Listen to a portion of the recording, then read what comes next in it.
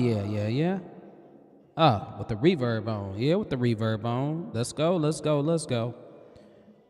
All right, anyway, let me turn it off. Hey, you all, it's your boy Justin Orm. Hey, I have not been live streaming in forever. So, give you a full disclaimer. You may hear background noise because my son is watching TV, and I'm hoping it doesn't get copyright strike or anything like that. But I'm taking a chance because I haven't went live, and I really want to go live. This wasn't really scripted. I don't really know what I'm going to be doing on here, but I am going to be focusing on Cakewalk. And I know that you all are worried about the news that came out that Cakewalk Sonar is officially released, and it will be a license. And I know some people are disappointed about that. I am not even worried about that right now. I'm going to be using Cakewalk by Bandlab still, and I'm also going to dive into Cakewalk Sonar sometime, probably before the end of this year. But I want to make sure that it really is good to go. Like, I want to make sure that there's no extra bugs or anything. Everything is worked out. So if you are new to the channel, let me know in the comments that you're new to the channel. If you happen to see this live stream later on, let me know if you have questions about Cakewalk. Right now I'm looking at a project called Jazzy Groove. I don't really remember what it's about. I can't even remember, but that's how long I haven't been in Cakewalk at all. I actually been spending a lot of time for my job, and I still got to get off and do some work for my job right after this, for my school that I teach at. Lot of new things that I've been doing, and it's been taking up a lot of my time. Also, it's been a lot harder to record because I have my brother-in-law that's been staying with us lately, and he'll be moving out soon, which is good, but that's kind of hindered me sometimes because I live in an apartment, and people got to go to bed, and it's kind of hard for me to do things and make a lot of noise late at night now. So enough of that. Let's hear what this actually sounds like. Let's switch things here.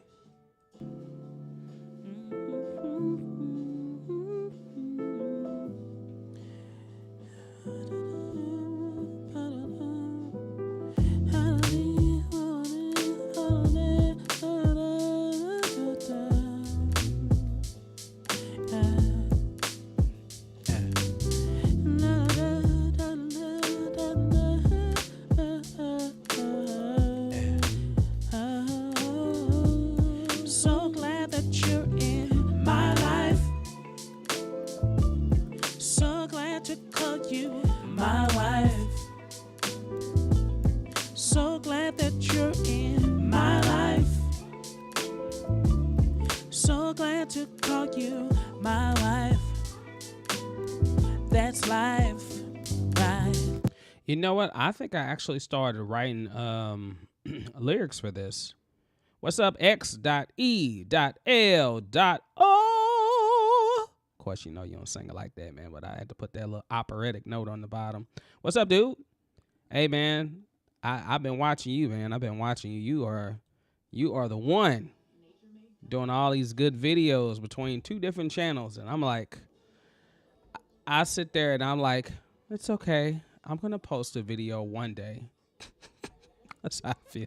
It used to be where I was like posting videos like all the time. Like I would be like, yeah, boom, another video. Whoo, boom, another video. Like 1 month I did a video every day. But now I'm like a video a month. A video every month and a half maybe. I don't know. So, but I'm glad that you all are still grooving and getting your things out there. I saw your video about, I was just actually talking about the video about Sonar, and I saw your video about it. Yeah, I don't know like what everybody thinks about it, but I know a lot of people are a little angry, but it's okay because Bandlab, the free version still works, and so we're gonna use that. And yeah, I mean, I've been getting more so into waveform more than anything. So, but it's always good to get back in this because this is my OG DAW. And when I look at it, I'm like, yeah, like coming across tracks that I don't even remember making. But But yeah, I think they tripping. Yeah, tis true. Tis true. But I think the perpetual license is something that's going to happen soon enough. I can't see them keeping it just with a subscription the whole entire time. But like I said, the Bandlab subscription does come with a lot. It does come with a lot. It's got a lot of good features, not just the sonar, but other things that you get with it. So I can see the value in it. But if you're a beginner and you're just looking for a free DAW, you don't want to spend no money on nothing, well, I would say stick with Bandlab or stick with, any of the other ones that are out. I'm curious if I made lyrics for this song. And I know I've got some stuff muted down here. So let me hear what's muted down here. Look, let me see. What's this? Yeah, it's missing a lot of production features. But, that's like, I think that's kind of geared towards what you want it to do. Like, everyone has their favorite DAW, and their favorite DAW has some type of capability.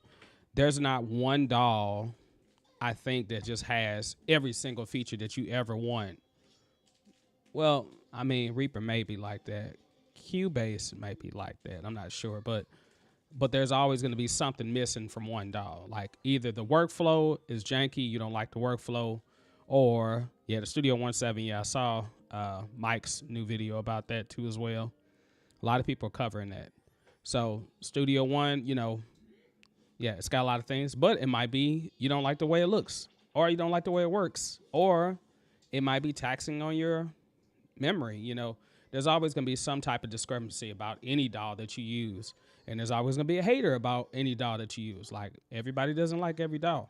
I think for Cakewalk, because, I'm not one that does a lot of sampling. I'm not a beat maker. I can make some beats, but I'm not a beat maker. That's not what I do. I'm not splicing and sampling a lot. Mainly, I'm playing everything out live, or if I'm using samples, I'm just grabbing samples that are already put together. Then I can kind of tweak them the way I want. But so for me, the only thing that Cakewalk is really missing is a sampler, and maybe some workflow things for his like piano roll or something like that. But once again, I don't use any of that stuff. I mean, the main reason why Cakewalk came out originally was for sequencing, and sequencing back then, people were mainly playing these parts in. If they had a keyboard, they were playing the parts in. They weren't really like going there and pressing the notes and and then dragging them out, stretch them, things like that. That's something that kind of came later on. So if you're a person that's just interested in recording vocals, your guitar, your a little drum track or something like that, this is perfect for you. If you're a person that's really trying to get into like EDM or scoring and arranging for a film, this is probably not gonna work. I mean, it can work, but there's limitations. So it just depends on what you're using it for. So what's on this? I thought that I would never find the one that's for me.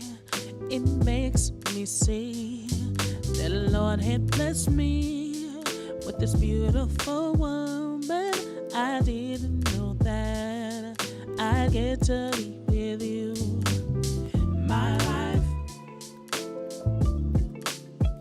Okay, so I know I must have been I think I was tracking stuff, and I think that when I was recording this, it was like late at night, and I wasn't really trying to sing loud. I was like, I was singing like that. What's this do?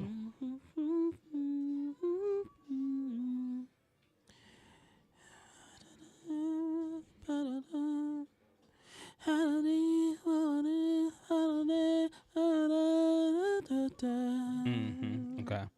Yeah, brainstorming different melodies, I see.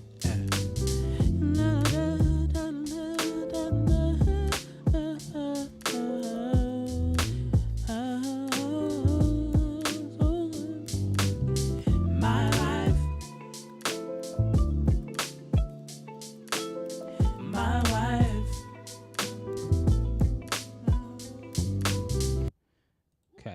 get you. Good sampler is a definite. They have all the things in place. They just need to update it, like the arranger, chord generator, update the matrix view, update the step sequencer. Yeah, I mean, yeah. Now, I still like the arranger, and I think for the value, like I'm thinking about like waveform, traction waveform doesn't have an arranger for the free version.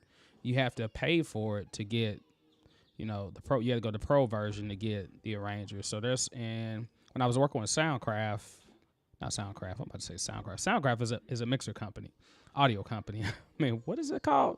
What's the name of that thing? Shoot. Mixcraft, I'm sorry. Shoot. When I was working with Mixcraft, I noticed that it does not have the arranger tool as well, and I'm not sure. I think it maybe has it for the full version. So that's like a lot of DAWs don't have an arranger tool. Not any of the free ones anyway. So, but yeah, chord generator, like I said, once again, I don't really need. I mean, this is stuff that I don't need, but yeah, for like, for certain people, yeah, they would definitely need that, but I don't need chord generator, and I don't even need the matrix view. I mean, I made a video about it, but it's not something that I really need, Step sequencer, yeah. I mean, I'm a person, I just get in here and I just play the stuff in, or, but I would say what I really wish it had, and it still had when it had the Melodyne, even though you have to get the full version of Melodyne, I wish it had the audio to MIDI. Now, of course, there are some other free softwares that you can download to install that can kind of do the same thing, but I wish that it had that automatically in there. And I wish the staff notation was a little better. That's one thing that I wish was better in the Cakewalk, is like the notation. Like if you could fully do it like you would do in like Finale. Speaking of Finale is no more, you all. I just found that out from someone. Like I didn't even know that. So Finale finally decided to get out of the game. It's been over 25, 30 years or something they've been in the game, I think. But so it would be great if Cakewalk updated that. Then that way I can sit down here and be like, and play my little beat. Boom, boom, and I can put that stuff in audio wise. And then if you could do stem separation, like with your audio, that and then that while you're still doing it, whatever. Then if you could beatbox that stuff and then stem separate it and then do it that way, then convert it to MIDI, oh, that would be dope. Okay, tracks waveform workflow messes with me a lot. I don't like making buses. What are you making buses for, though? I mean, what do you I might even have to pull traction waveform up. I don't like, only time you really need buses if you're like planning on mixing it differently. But I don't know, like, or if you're trying to add reverb or effects or something to a bus and you want to use it like parallel effects or parallel compression or something like that. But I don't have to. I mean, there's a bus on there you can use, but I don't have to use buses though. So I'm interested in seeing what you're talking about for that. Drums, sound groups, vocals. Yeah, I mean, but you don't have to do that though. You just, when I create tracks, I just create the tracks. You can put them into buses. I mean, for the most part, it works the same way as Cakewalk. It's different the way it's named. But like, yeah, like I would put all these vocals, these background vocals, I would put them all into the same bus if I was, mixing the bus differently. Like if I had different EQ or different effects, or I wanted a certain compression on it, then I would do that. But I don't have to do that. It's just something that makes it easier to work with. Because in that way, when you get down to, I always talk about this, like if you're a person, most pop records today have anywhere between 100, 200, 300. Some of them even have 400, 600 tracks. Nobody wants to be scrolling all the way down 300 tracks. So bussing them together is like helpful. So that way you can mix it down to having 24 tracks to deal with, versus having 150 tracks. So that's the only reason why I would use a bus. You have to add an effects to make a bus. It's just weird. I'm gonna have to look more into that. I don't know. Yeah, I don't. Normally, if you add an effects directly to the track, you can just drag the effects to the track itself. But if you want to make a bus, what I normally do is I just send, like, for instance, same way here, like I would right click and send this to a bus, insert send, or send it to a stereo bus. The same way I would do it on there. I forgot what it's called because I'm not looking at it. You can know you still new to the DAW because I haven't done many videos on that DAW, but I'm still finding new things, and I don't have it memorized. Like I can't even tell you how. I mean, I can tell you how it's set up, but I can't tell you unless I'm really looking at it. But yeah, I mean, the workflow is a bit different, but it's something that you'll get used to eventually if you want it to get used to it. You don't have to get used to it. That's the good thing about the DAW that you choose. If you choose a DAW and it's been working for you, somebody sent me a comment.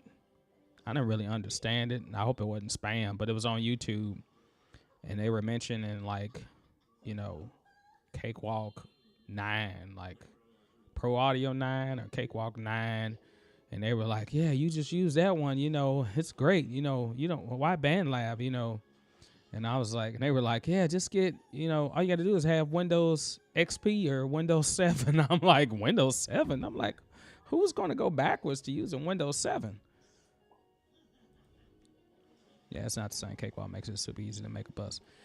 Cakewalk, like I said, workflow-wise, Cakewalk is one of the dopest to me as far as the workflow. But like I said, when you've been in it for so long, any other DAW seems confusing. To me, I'll be like, what? But don't get me wrong, FL Studio's the same way. And you're an expert in FL. Shoot, FL is like, you got to route stuff to this, to here, and you be like, okay, well, how do you get the vocal track to work? How do you get the instrument to work? You got to route it to different places and stuff like that. That's kind of weird to me. Said it's stuck in the past. Yeah. Well, and that's, people hate to change because that's what's worked for them, So, I mean, I don't know, I use it because I can use it, but in a real world, I think it's better to have multiple DAWs anyway, especially if you're going to be working with other people and producing or collaborating with other people. It's just better to have multiple DAWs. And you might feel inspiration, like, when I got on Mixcraft, I mean, I started making the song on there instantly. I know. I thought about it. Somebody asked me a question about how to do something in FL Studio, and I was like, you better go talk to X. Better go talk to X. And I was like, I don't know. Shoot. But I made a video anyway, and I was like, this is retarded. I'm like, I don't know what I'm doing in this DAW, but I figured it out, and I was able to solve the question, Eventually, you spend enough time. A good thing about it, we got YouTube videos to look up. So, yes, it's true. Even your experts look up YouTube videos how to work the DAW that they work in. So that's what's fabulous about YouTube. It's or TikTok or any of the other platforms where you can just look up information. So I was like, I remember I had to look up something, and I was like, okay, I hope I did this the right way. Here's the video. Boom, there it is. All right, I'm done with it. And I opted right out of FL again. I was like, let me go back to Cakewalk. Okay, all right, that was enough of that. But yeah, I mean, it feels good to be live again. I have not. I've been doing. Man, I've been working. Boy. I'm in my school, and I'm teaching 4th, 5th, and 6th grade. I'm in a new position, and I got to grade papers and do other stuff. said not find the MIDI of Mixcraft. Yeah, I mean, it's like I can vaguely, like, I signed up for that little trial, but I never upgraded. And I mean, I might upgrade one day, but I just kind of hate it because I got a song that I started creating on there, even though I can duplicate the song again, but it was cool. I mean, I like the way the drums are, and I like the drums in Mixcraft. I do like the instruments that are in it. I don't like the way the MIDI is set up. It's probably something that you can change, but what I noticed about that is when you are recording, like, I was on my keyboard, this 88 keyboard that I have over here to the side, and I was playing like bass notes, and then I got down to it, and it was like 5 or 6 notes on the keyboard were synced with different MIDI messages, and I was like, what? I'm like, I pressed one note, it would give me the record button, one note would give me the mute button, and I was like, what is going on? And I'm like, am I tripping? I worked around it, but I didn't like that, and I couldn't figure out a way to change it, and I'm pretty sure there is a way to change it. But yeah, MIDI wise, that's a little crazy, but audio wise, I think audio wise, most DAWs work pretty well. Like, I mean, that's at least the one thing that I think any DAW, whether they're free or paid, I think they all do pretty well as far as recording audio, with the exception of FL Studio. But somebody in the comments is gonna probably be like, man, you tripping, FL Studio is the stuff. I'm like, it is the stuff. Oh, you got 2 days left of it. Use them 2 days, man. You supposed to take those 7 days or how many days and make like as many beats as you can within that period, and then you can weigh them out. I saw your tier list video too as well. That's pretty cool. This is the second time you done one like that, so I was like, I said, look at you discovering all these dolls and stuff. I'm like, shoot, I feel like too many dolls. I was gonna make a video similar to that, but I wanted to make one that was like, showing, I guess, clips and pieces of working in each doll. Like take one simple thing, like how to create an audio track. Let's look at it in 7 different dolls. Cakewalk, you could just press Control T, and then the other ones I'll be like, on this one, you got to right click and then you got to press, settings. And then you have to say what kind of audio track you want to add. I know some dolls going to be like that. You'll be like, dang, you got to go 25 steps to just add an audio track. I used Cubase a long time ago. Like, I threw Bandlab up high to see how many people would say something. Oh, don't get me wrong. Bandlab, the software itself is cool, but I mean, a lot of people having issues with it. Like people be like, yeah, I can't find my project, or my project is gone. Or how do I do? I'll be like, I don't know. I say I don't use it. I use Cakewalk, but I don't use the Bandlab app for real. But yeah, Jeremiah, to your question, on the fence whether to use a paid Cakewalk or trying out Cubase.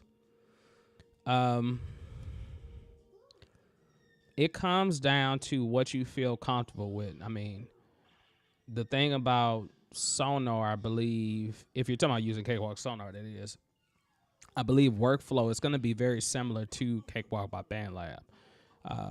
If it comes down to paying for, a change, a Cubase is a great software. Don't get me wrong. I don't even know how to answer that question. I would say, if it's price you're thinking about, just compare. Like if I pay for the membership for a year, how does that weigh with how much I pay for Cubase for, whatever. It can be the lowest package they have or whatever, because normally they have multiple price points. But I would say, yeah, I would just weigh that out, and then you can say, okay, well, with Cubase, I get this Cakewalk Sonar, I get this. You know, you can figure out which are the ones that, you know, it just depends on what you need. That's all, you know. I don't even know which way to go about it. I feel like if you were using Bandlab already and it's free, you know, unless you just absolutely felt you needed to upgrade to something different because Bandlab was missing something that you really wanted, I would just say use Bandlab, you know, or use Cakewalk by Bandlab, or use, Reaper is still I think a really good DAW for the price point. Even though I haven't bought it yet myself, but I mean, I've just been, I get into it every now and then, but you know, at the same time, I'm not really trying to dive into it like that. But I don't know. That's one of those areas where I have mixed emotions about. I feel like use whatever you feel comfortable using, you know, regardless of what people say, because people gonna hate on any DAW. People hate on Pro Tools. People hate on Cubase. You know, people hate on FL Studio. So I mean, if you're worried about opinions, don't worry about opinions. Worry about how you feel when you're in the DAW. You know, I think of it like this: like if I go to any DAW, and you can do a comparison. Like if I try two new different DAWs, like say for instance, I tried, I don't know, Reaper. Let's say I tried Reaper. You know, I've only been in Reaper probably twice. Still new to me, really. And if I tried Mixcraft, which I've kind of been in like for a few days too as well. Both of them are brand new. If I can go in and I say, look, and I can time myself, like how long will it take me to create a beat, or how long will it take me to set up, record audio, you know, quickly mix it, export it or whatever, I would probably go with that. And I'll say, you know what? I noticed when I got into Reaper, I didn't know what the heck I was doing. Like I said, it took a long time to figure out how to set stuff up. And I went to Mixcraft. I was able to create a track real quick, and I recorded audio, and I did this. I would be like, okay, you know what? I think I'm going to stick with Mixcraft because Mixcraft was a little quicker. It's just workflow is the biggest thing to me. I think, you know, if you can get in and you can work real quick within a DAW, then that's the one I would go with. If it takes you a long time, like when I tried out, what was it I tried out? I forgot the name of it. What's the name of that other DAW? X. I forgot. What is it called? Bitwig. There it is. Bitwig. When I tried Bitwig, oh my God. I cannot. And it's funny because I got Bitwig a while ago. I got it free with, I don't know if it was one of my interfaces or I got it free with something. You know what? Come think of it, I got it free with my Nectar. I got it free with my Nectar Impact. And it was like the 8-track version, and I never used the DAW. But I finally went to go try to download it, and I made one video on this channel about it.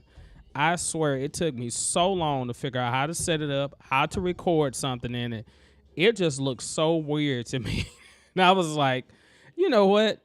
I don't like this DAW. You know, and I never said that about a DAW. But that one, I was like, oh, no, I'm never doing it again. Never. So, you know, now, doesn't mean I won't go back to it. I probably will go back to it later on. But I just know for me to come in comparison to Cakewalk. So I'm always going to compare DAWs to the DAW that I'm most familiar with. And I'll say how similar they are, how the workflow is, you know. Of course, I don't even really trip off of sounds. You know, Cakewalk comes with some sounds. They might not always be the best sounds. Some DAWs come with sounds. Some DAWs don't really come with that many sounds. Like the free version of Waveform doesn't come with that many sounds. But that 4 oscillator, oh, you can do a lot with that. But I don't trip off of sounds. I trip off of, like, you know, the capabilities of the DAW. Have not tried Looney yet. Heard about it. You've made a video about it. I think Mike's made a few videos about it too as well. Creative Sauce. You know, like how when new toys come out, you hear about them, and then you ask yourself, like, okay, oh, they got a new toy out. I'm the person that's last. Like, I don't ever just jump on it. Now, electronics, I used to be that way. Like, you know, me and my dad, you know, we high into computers and stuff. So anytime a new, you know, new motherboard come out, new CPU chip or something like that, normally I just hop right on it, and we'll be like, yeah, did you see? Yeah, they got this out. Yeah, they got the 4-core out. Yeah, quad. I'm like, oh yeah. But now I be like, oh, PlayStation 6 coming out. Okay, that's cool. iPhone 16 coming out. Cool. But I'm not hopping on it though. So when I see new dolls come out, I'll be like, okay, cool. But no. I mean, one day when I get free time, maybe during winter break when I have time, then I'm gonna go through, and I do want to comb through a lot of dolls and just kind of see what's out there. But for the most part, I'm like, I feel like the more you learn, not the more you learn, but the more exploration you do in different dolls, the less time you have to really focus on what you really need to be doing, and that's getting songs out and releasing songs. So if I'm like, it's great for tutorial wise. Like if I want to do a tutorial about something, cool. But in order to do a tutorial, I got to go in there and learn it, and then as I learn it, I make a video about how I'm learning it, which is great. But at the same time, like I ask myself, what would I be using a doll for? Am I using a doll because I want to use it, or am I using it just because I want to make people know about the doll? And sometimes I lean more towards I'm making it, or I'm using a doll because I want to use a doll. If that makes, I don't know if that makes sense or not, but I have not finished an album yet. And I've said many times that I was going to finish an album. And now I have a whole bunch of songs in Cakewalk. One song that I started in Waveform that I haven't finished yet. One song I started in Mixcraft that I haven't finished yet. So I'm like, yeah. If I get one more doll, I'll probably make another song in that doll, and then I'll be like, oh, it's another doll I haven't finished anything in. I'm like, no. So now I'm just kind of scaling back. I can't be an expert in everything, and it doesn't do good for the channel anyway. I've already covered too many things on this channel. But this channel is like my artist channel, so it's supposed to be that way, to be honest. So, I mean, and now I got a video dealing with my Dodge Grand Caravan that's blowing up, and I'm excited about it. I mean, I'm glad it's doing well. I mean, it was just something I was making to make, because I like to make people aware. Like, if I find a problem that I know that I'm dealing with, then I'm just going to make a video about it because I feel like other people can benefit, especially when I can't find the answer for it.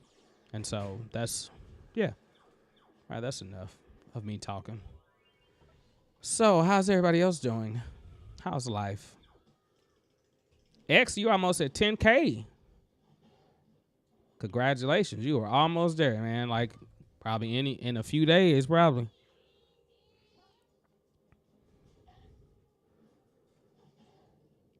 Let's see. 37 minutes in. 3. Okay. I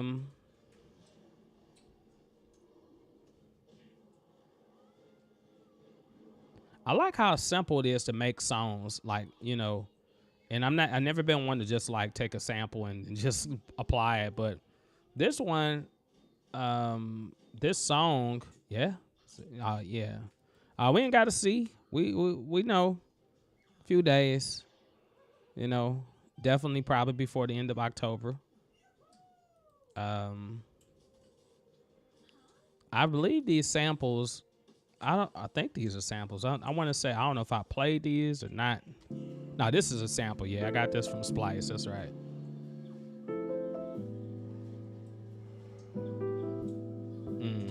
Yeah, and then this drum loop is from Splice too as well. Now, one thing I did apply to this is a PS64 because that's what it sounds like without it.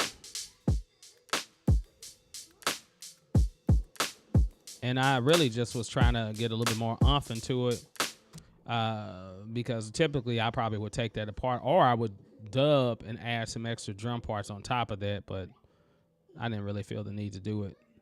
This PX64 is amazing. I don't know if you all have used it, but definitely use it. It doesn't normally come enabled in Cakewalk, so you might have to go up to your Cakewalk plugin manager and then turn it on, or find it might be disabled.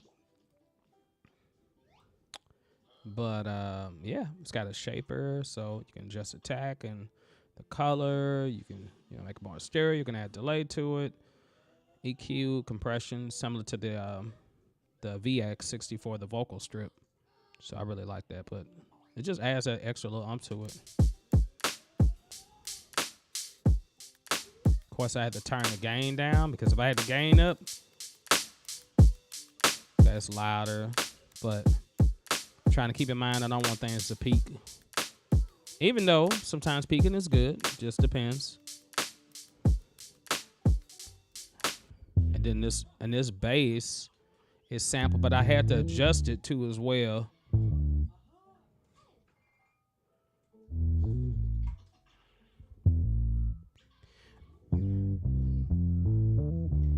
Yeah, so it's an octave bass, and I believe the sample, doom doom doom doom. But I think I had to take one part of it and I changed the chord progression because I don't remember it going down. It's like one little part of the wave that I had to change. I either like pitched it down or up. I don't remember what I did, but and then I have this is it a violin? Yes, a violin. I'm about to say cello, but it's a violin part. And then I like this got the tremolo on it. And then I think I just added the wave Manny reverb mono to it. And I really wanted to be more washy, like ambient or add ambiance. So it's really in the background.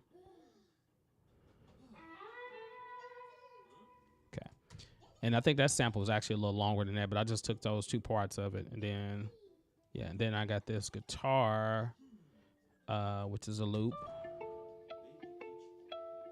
Which this was in a different key too as well. Most of these samples were in different keys. I just had to like pitch them down or change them. And then I had to time stretch some of them too as well because they were different tempo.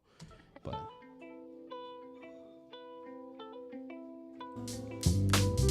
My life. and then whenever I'm hitting backgrounds, first few times it seems like I'm always a little bit off. So this might have been one of them days where I was off. But once again, you're still trying to brainstorm the song and figure it out. So My life. and you can hear all the background noise in the background. My wife. Yeah. My life. Life. My life. Life. My life. Yeah, I don't know why I chose that harmony. I should say my life, my life, my life, my life. I probably put that there for a reason. I think it's because I covered that note within the melody itself. So glad that you're in my life. Yeah. So glad to call you my wife. So glad that you're in my life. Yeah. So I love when I come back across these songs that I like worked on and like, oh yeah, it's one session. I'm like, oh, that's a great idea. Sounds good. Okay, cool. Let me close it, save it, and let me go to something different. Yeah, I got a lot of that. And yeah, who knows? So many songs that well, at least I finished some songs. Waves in your face, groove, holding, landing, only one. Smart water beat. Did I haven't finished it? Nope, never did. I wonder if that's still on here. Which one is the? Let's see what this sounds like. And sometimes I'm just making projects just for videos, and like I'm not really doing anything with them. I'm just kind of messing around. So this was like a water bottle sample, right? Unarmed. So here's the original sample.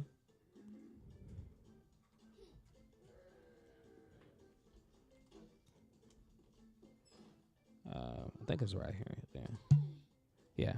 So it's a smart water bottle, and I just took that sample and I used the TX16 to sample. And then this was like my hi-hats, I think. I don't know what it sounds like though. Okay, this is solo too as well.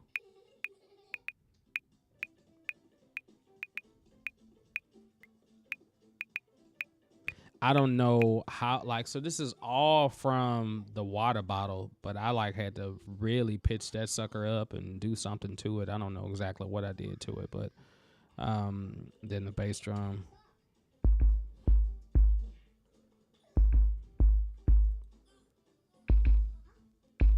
And I remember that I like used another bass drum, but took all the lows out of it just to get more of the click. The bass drum, and the other one has more of the umph to it. And then the snare. And then it's that funny look.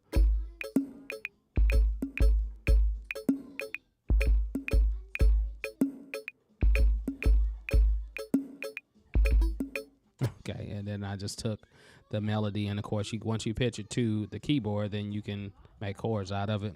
But anyway, it's little fun stuff like that I don't know. I say I might not use it, but I might use it in something one day. But close that. I don't know.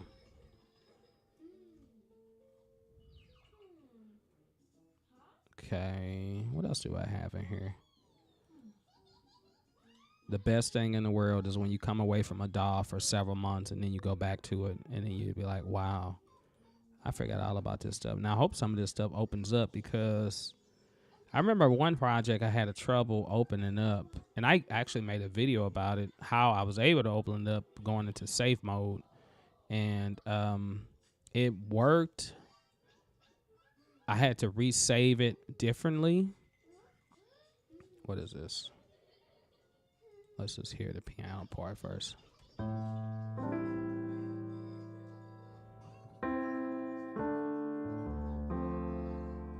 Yeah. Okay, July.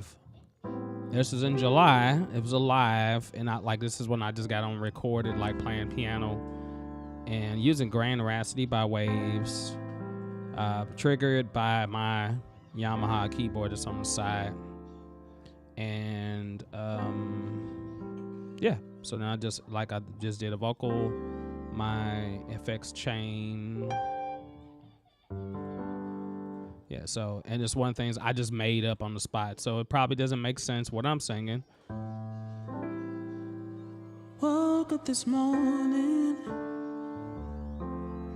You know what? I think I did this on a live stream. I think I actually recorded this on a live stream. Didn't know what distraction would make me feel this way. Everybody said love is something you live for. And you can tell that I'm trying to figure out what I'm singing. But I didn't know it was gonna be this way. This way, this way, this way.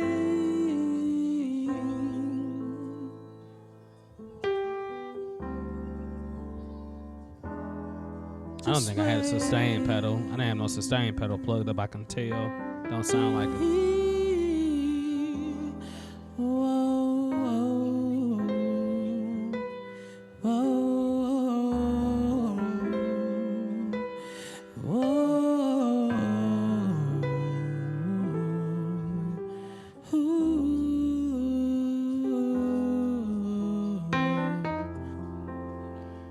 I should have added some delay on this.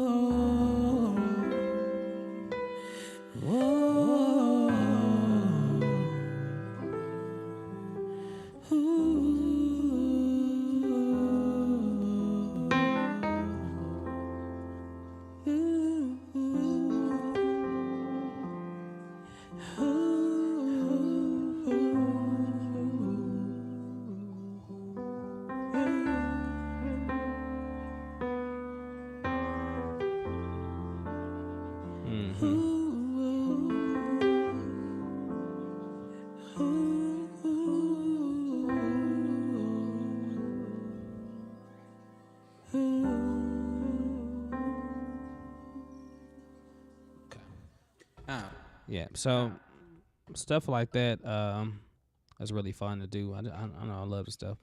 It's pretty. I like it. I might take it somewhere. I'm not sure, but a lot of my ideas start like this, where I'm just kind of like playing around on the piano or something and just kind of humming. Yeah, it's good to just go through this stuff. If you have any questions about anything, and I know you probably like, what the heck is this do? I'm just clicking on stuff, really, to be honest. Oh, and I like this song too. I played this, but I made this for my school, and I feel like I should have made it longer. It's only like 30 seconds though. But X, I don't know if you're still on here or not, but you know I'm not a rapper though. You know, so I tell people that all the time. I'm not a rapper. Your flow, no flow. You know. All right, see. Once again, some samples from Splice, right? Started off with this. And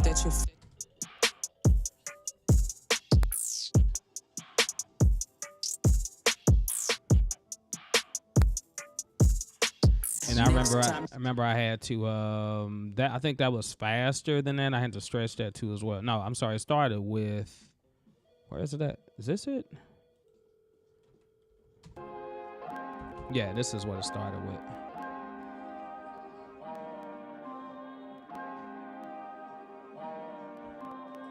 I'm hearing some static in my system. Let me do something real quick. Don't know why I'm hearing static now, but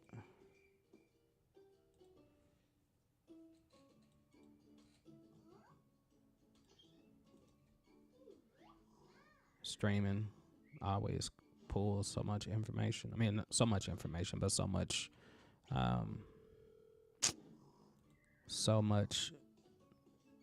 resources from your memory and your CPU. So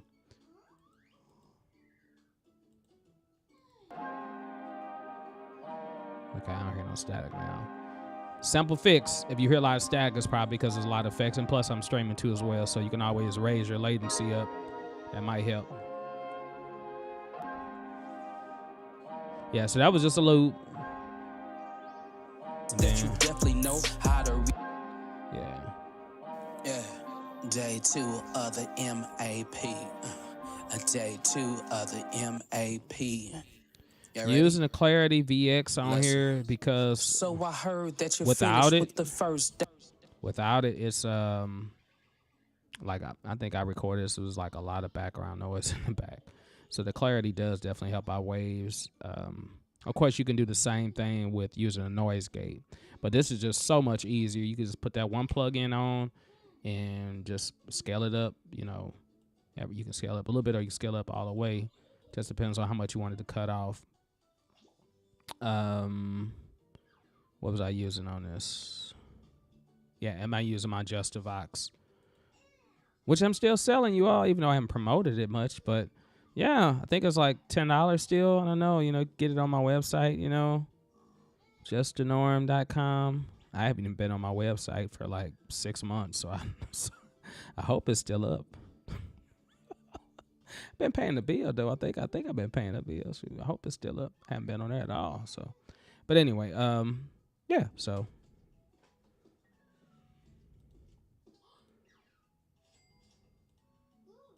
you ready? Listen. So I heard that you finished with the first day of testing. Yo, ELA was tough, but you showed us that. I own a Mini. Okay, and then I remember what I did. So originally, the Iota Mini track is up here, MIDI-wise or instrument-wise. I took it and I not bounced it out, but I froze it and then copied it to a separate track. And then on here, of course, I just EQ, but I think I also have hold on. Is this the bass drum? No, where's the bass drum at? When you're in your project, make sure you name your tracks, okay? Don't be like me, because otherwise you'll be like, what the heck is this track? Oh, so yeah, I got the drums up here, and then I'm using the Sonitis compressor side side compression, so that way I can let the transients of the bass drum come through, and then the Iona Mini, since it does have like heavy transients, I kind of want to really hear the bass drum, so I kind of have it easing in. So the bass drum is controlling when the Iona Mini comes in. So as soon as the bass drum hits, the Iona Mini comes in. Yes, name your tracks for sure. If you're an expert like me, experts don't name their tracks. No, sorry. No, that's cap. That's all cap anyway. But yeah, name your tracks, make them color coded.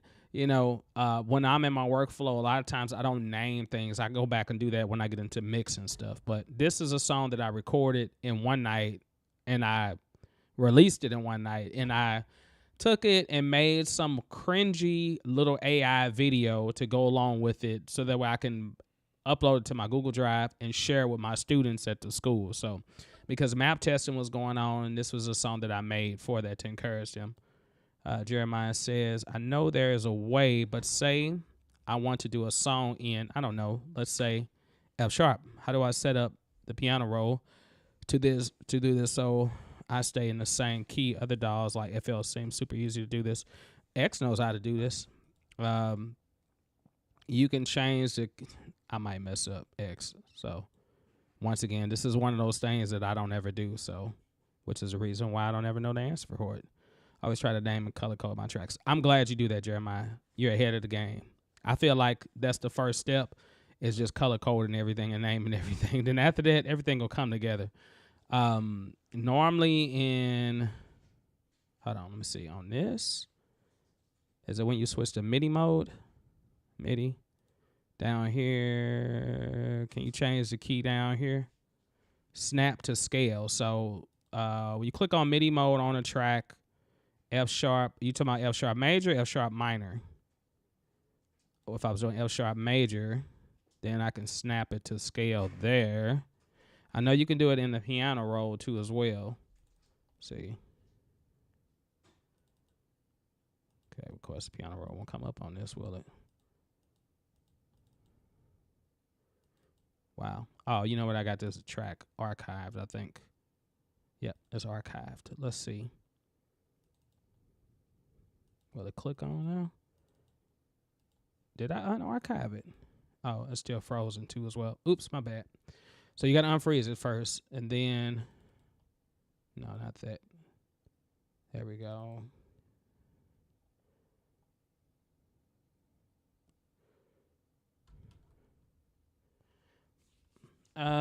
So let me see. Does it, if you turn it on?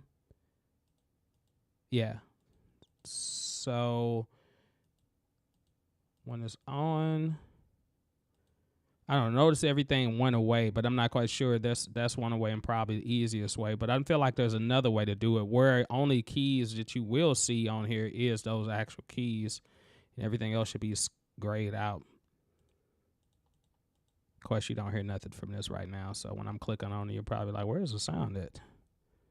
I don't know. It's a good question. Where is the sound for this? Oh, I got this solo, that's why. Duh. So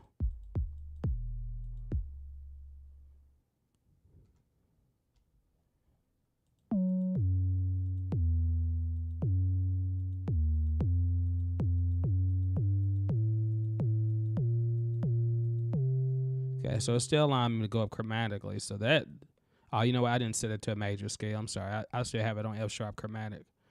So Ionian, which is major. Ooh, that looks so ugly looking, but that is how you would go about doing it. I don't know if they helped or not. So when you're on a track, at the bottom you'll see audio. Normally set on audio, you can go to MIDI, then you can set it to whatever key, Ionian major, and then we have the different modes. So Dorian would be like, you know, starting on second scale degree. So if you're in the key of F sharp major, then G sharp would be where this would start. So G sharp up to G sharp, still in the same key. Or you can go down to melodic minor or harmonic minor or pentatonic scales, whichever. So like if I wanted a pentatonic scale, let's do a minor pentatonic scale. Then it should only be those pitches, right? I think.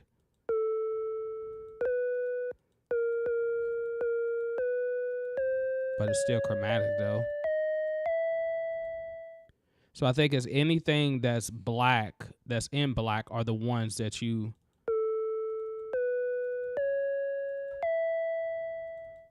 Yeah. Do do do do do do do do do do do. Yep, that's a minor pentatonic.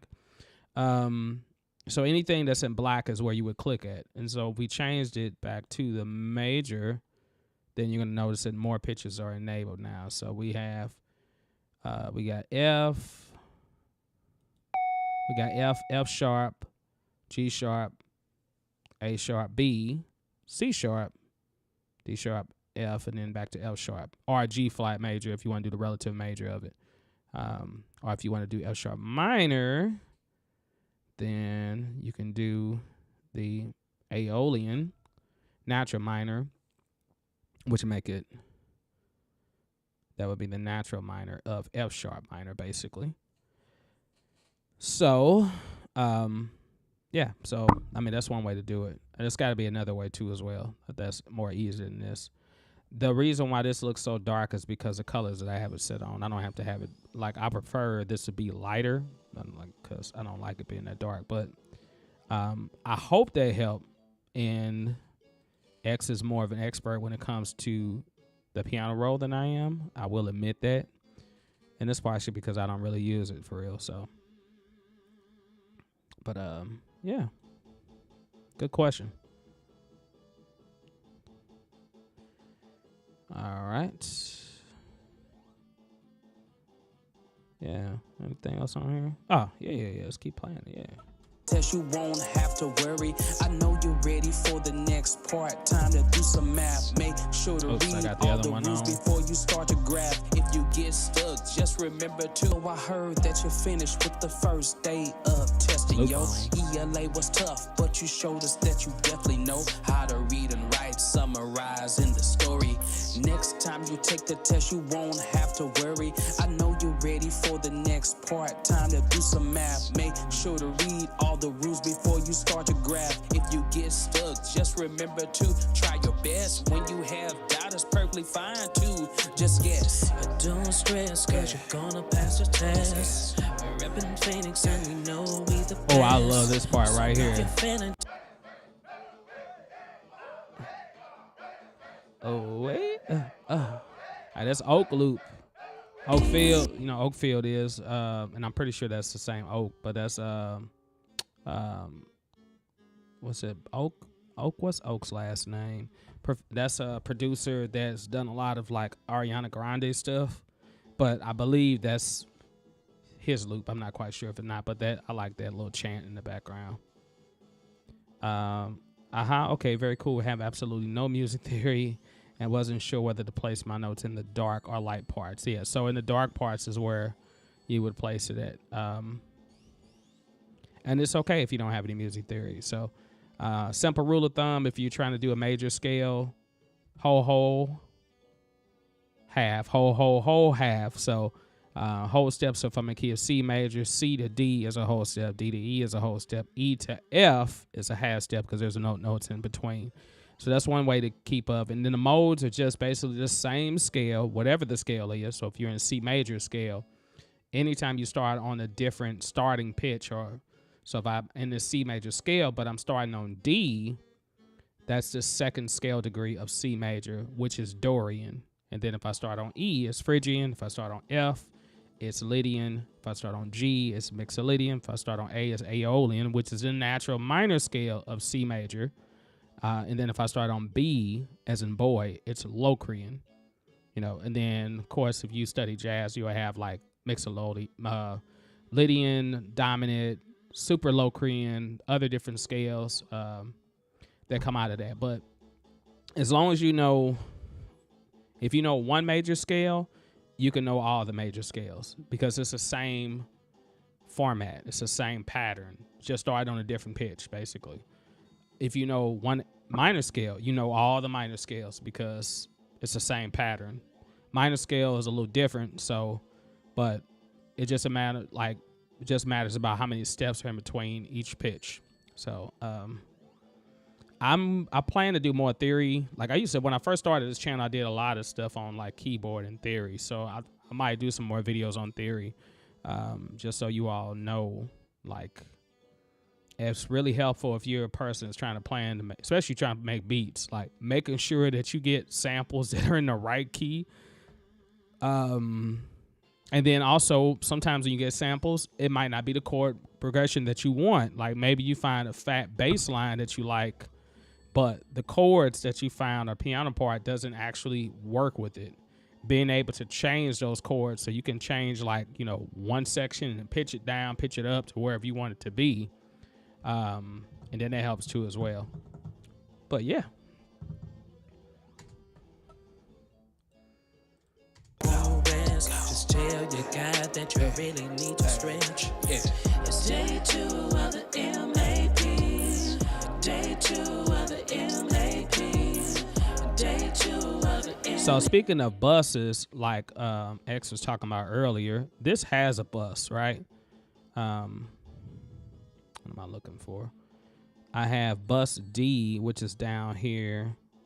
And on the bus D, I have the CLA vocals, which I really love. And then I have the VX64, which is just as a de-esser. I'm not curious why I have the de-esser afterwards, but normally I would de-ess before I add effects on, but I guess I don't know. This, once again, this is one of those things I did late at night. So, yeah, I might have chose to do it that way. But I have all of these tracks, these last 4 tracks are all going to bus D. And what that allows me to do is to have a separate mix. So I don't have to go to each individual track and add, oh, let me add EQ on here. Let me add EQ on track 10. Let me add an EQ on track 11. Let me add compression on track 12. I can compress them all together. I can EQ them all together, and it makes it very simple. The only thing that I probably would have did differently is I probably went through and kind of cut this up a little bit so I can get less noise, or I might have added that clarity effect on this plugin right there to kind of clear up some vocals, because I don't know if it's any line noise or anything in the background. It's day 2 of the MAP. Day 2 of the MAP. Day 2 of the MAP. We're rocking this test, no CAP. Yeah, so anyway. Yeah. Test. But anyway, loved it. Very short song. This was the shortest song I have ever made in my life, even though it wasn't like a full song. It was only 30 seconds long, but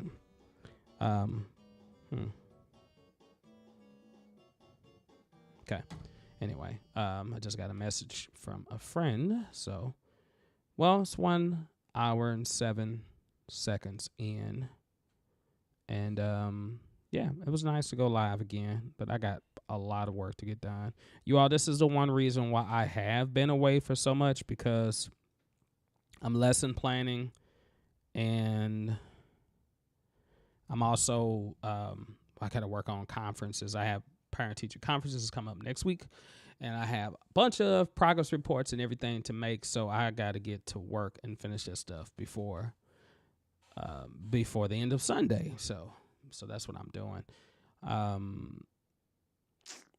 I told everyone that I would be making Cakewalk videos if I found there was something I really needed to cover, and there is a few questions that I have received, and I think most of them I've been able to answer like right away, but nothing that I really felt that I really needed to make a video about. Okay, my understanding, unless I'm wrong, which very well could be, but we could use buses to ease CPU uses, especially if you have a lot of effects. Yes, my friend, you are correct, Jeremiah. You are right on the money, as they say. Once again, if I have, let's say if I have drums, let's say I'm a drummer, because I am a drummer. And let's say if I was recording drums, and let's say I mic'd my whole drum set, and I have 12 mics, I'm doubling everything. 2 mics on the bass drum, 2 mics on the snare, 2 overheads, a room mic. I'm just doing the whole thing, 5-piece to 6-piece kit. So I'm micing everything. I got all these drums. And let's say individually, I get them sounding good. But I noticed that I do need some compression, and I maybe want to add a little reverb to the drums, period, to give them more of that sound, depending on what song I'm making. I don't need to go through each track and add the same effect, especially if they're going to be adjusted the same way. I can add, you know, I can add, let me rewind. This is so powerful. I just thought about it. Because I can add the effects to a bus. I can add multiple reverbs to a bus, to one bus, run all the drums there. And let's say, for instance, I only really want the reverb. Maybe I want my chamber reverb to affect my snare drum and really not the other drums. Okay, it's going to affect all the drums anyway, but I can actually tweak that EQ on the reverb so that way it only covers the spectrum of where that snare drum sits. So say the snare drum sits between 400 hertz and 2K. I can taper off all the low end, taper off all the high end, and just nudge it right there. And that snare drum reverb will be dedicated for that snare drum for the most part. Now, it may bleed into the other toms or maybe bleed into the cymbals a little bit, but for the most part, it's going to be emphasized on that snare drum. Let's say, for instance, I want to do a plate reverb on the bass drum. Once again, I can go down and I can have it cover just that low end, and I can taper off all the mids and the highs. Now, ideally, I wouldn't do that, but you can always create multiple buses too as well. But yes, it's going to help you reduce CPU and memory usage, because unless you're a person that's very simple, some people are very simple. Drum track, bass, guitar, maybe a second guitar, and, you know, keyboard part. That's 5 instruments right there. And you only need 2-3 vocals. That's it. You know, lead vocal and 2 background vocals. If you're that simple, you can put a whole lot of effects on there if you want to. But if you're a person that's going to have strings, horns, you know, multiple drops, multiple beats, multiple synth sounds, and you're going to have, you know, just 10 vocals just for the verse, like, you know, just for the lead vocal. The lead vocal's got 10 tracks alone. Background vocals have 20, 30 tracks by themselves. You are going to need to be bussing, you know. Is you bussing? No, sir. Sorry, it just came to my mind anyway. But yeah, but it's gonna just help you so much, because when you get to mixing, you're gonna be able to just sit down, you know. And if you're a person that has 2 screens, oh, it's gonna make it so much easier for you. If you can fit all your, like, I got 2 screens. If I can fit my track view over here and fit my console view right here, my mixer view, and I got all my tracks right there on one screen, and I can see everything, then you can just tweak, especially if you got a controller that you can just raise the faders up. I mean, you'll be good for mixing. You better mix that stuff so much easier, because once you get your drums sound the way you want them to sound, what's the only thing you're going to have to do after that? Either turn them up or turn them down. So if the drums are not loud enough, well, just turn one knob up, you know, or turn one fader up, you know. So, yeah, I mean, just, it makes things so much simpler. So, and I mean, I think one of the songs that I used, not one of the songs I used, but one of the songs I created, it's out already. A song called That's My Dad. It's a tribute to fathers, basically, something I wrote for Father's Day. That song, like, I started originally on GarageBand. Actually, like, I made the beat, like the music for it on GarageBand, you know, in there. Then I transferred it over to Cakewalk, and I believe on that song, I think I had 60-some tracks or 70-some tracks. And that was, I mean, that's a lot for me. I don't really have that many tracks anyway, but that was a lot of tracks. And I definitely had to use buses on that. It just definitely helped it, because I had multiple harmonies. I had, like, I don't know, I had 5 or 6 part harmony, but then I had other harmonies that would come in. I had some background parts that was doing oohs and ahs, and that was like 4-part harmony. Then I had, like, doubles. Then I had, like, you know, stacked harmony. I mean, it's just, I had about maybe 15 different vocal parts, and then each of those vocal parts was probably dubbed at least, you know, twice. and some of them are dubbed more than twice. So, yeah, so it's a lot of tracks, and when you get a lot of tracks like that, yeah, you gotta bust. You know, if you, or like I said, or if you notice that your CPU is starting to act trippy, latency is the other thing. And I started hearing static while I was playing something. I was like, oh no, if I'm hearing static, adjust the latency. Whenever you are working with the effects, I don't really care what DAW it is you use. I mean, some DAWs might be more forgiving than others, but whatever DAW you use, they're going to have something like this called latency, buffering size, or something similar to that. If you're using an ASIO or ACO panel, all I did was nudge it all the way up. When I'm getting to using effects and I'm not recording audio anymore, I could turn this sucker all the way up to 4,096 samples. All right, that's going to allow it to reduce the CPU, and basically, what I'm doing is I'm allowing it to use more samples per second or per millisecond, if that makes sense.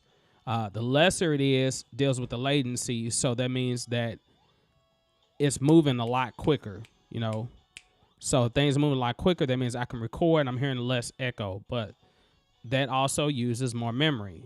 But it's also going to make it easier for you if you're using like your monitoring, direct monitoring, not direct monitoring, but if you're hearing, like if you're trying to do like auto tune, people use auto tune and they want to hear the auto tune, but you might hear a slight delay unless you're using a interface that has built-in effects. You might hear a slight delay, or unless you're using something that has direct monitoring, you still might hear a slight delay. And this is going to help you for as recording audio. But don't dare try to put any effects on. Like, you might keep your auto tune on, but don't put any other effects on until you get that sucker way back up here. It doesn't have to be that high, but I'm just saying, like, you can take it all the way up, and that will help free up that memory. But it also does change the sound. I hope my sound didn't cut off while I was talking. But, yeah, so I would do that. Great question again. Great question. I'm not meant to say great question, not great. Great is great. Anyway, you all. Well, it's been real. I got to go get to work. Thank you all for tuning in. Please subscribe to the channel. If you haven't subscribed already, please leave questions, comments, likes, share it. I got more videos to come. I am posting a lot of videos in my Traction Waveform channel, Waveform Explored. It is growing. Surely, all of a sudden, it started taking off. So I'm excited about that. I'm going to be posting more videos to that. Oh, Jeremiah, thank you. Thank you for the questions. I love questions, especially when I don't know the answers to them, because when I don't know the answers to them, it gives me homework. I get to go look it up. And I will never be afraid to admit that I don't know something. I don't know everything. But I know something about everything. Anyway.